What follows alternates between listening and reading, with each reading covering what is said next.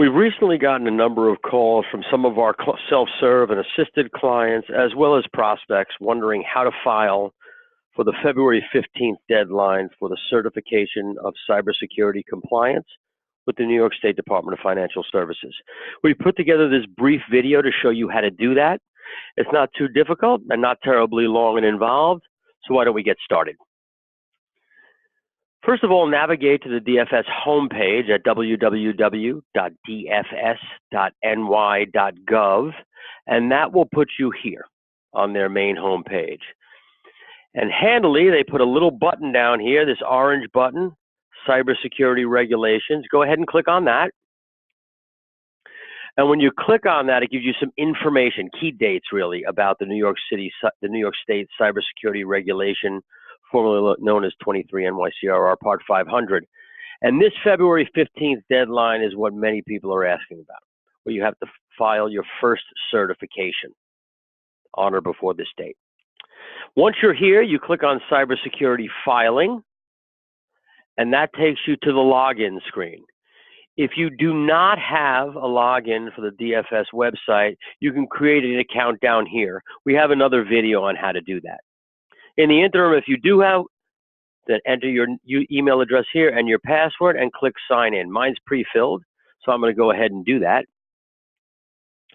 And once in, I'm taken to the area with 3 tiles. Filing your notice of exemption. By now, everybody should have done that. Any established DFS regulated entity should have done that now. And that's where you file your limited or full exemption, depending on what type of organization or individual you are. Today, we're concerned about the certificate of compliance, your certification filing. And so we'll click on this middle button that says Submit Certification of Compliance. And that will take us to a very familiar page. This is very similar to the page when you filed for your limited exemption, if you do enjoy a limited exemption. And I'm just going to put in any random number for the sake of this. I'm not going to submit anything right now. I'm just going to walk you through the pages as to how to do that. So I'll just enter some random number and see if this little bar tells you that they're searching. And certainly somebody pops up. So this is going to be an individual in this case. And so we'll pick this individual. Again, I'm not going to be filing anything for them. It fills in the information in case this wasn't you. And you said, oh, I made a mistake typing it. And you'll click next. When you click next, this is where the details of certification comes from. Now, companies and individuals must file certifications of compliance. However, there is an individual who signs that. The individual who is filing this certification must have done all of the work leading up to the certification relative to having a program in place, done regular monitoring of your environment to make sure that there were what the cybersecurity posture is like. Have you thwarted any threats? Have any threats come in that affected MPI, et cetera, et cetera? Your certification is a certification of saying that you are doing all of those things required of the reg, and that you've presented proof of that to either a senior officer or officers or the board of directors. And so you will, depending on what your organization is structured like, it was either to the board of directors or to a senior officer.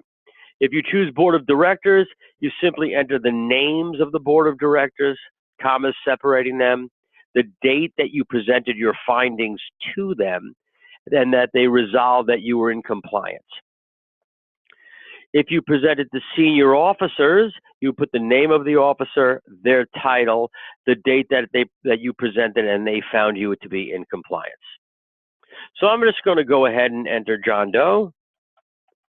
Oops, sorry, John Doe. It's nice if I can spell more cleanly. And their title will be the Vice President of Operations, as an example. Okay? And let's say that the date was yesterday. Then we'll click Next. In here, the senior officer to whom you presented or of the board of directors will certify what was entered. Now, you'll be doing it on their behalf. It may be you even. The name of the officer, the title, the phone number, the email, the date, which will be today's date. They're going to swear and affirm that they authorize the submission of this certification of compliance. Click the submit button. Immediately following that, you'll get a receipt notifying you that the DFS has received your certification. That receipt will have no information about what it's for. You'll just get a number, a receipt number. It's not going to say a receipt for filing your certification of compliance. I strongly encourage you to screen capture or take screenshots of every screen, including the receipt, so that you can tie a receipt number back to the work you've done. And that's it. It's that simple.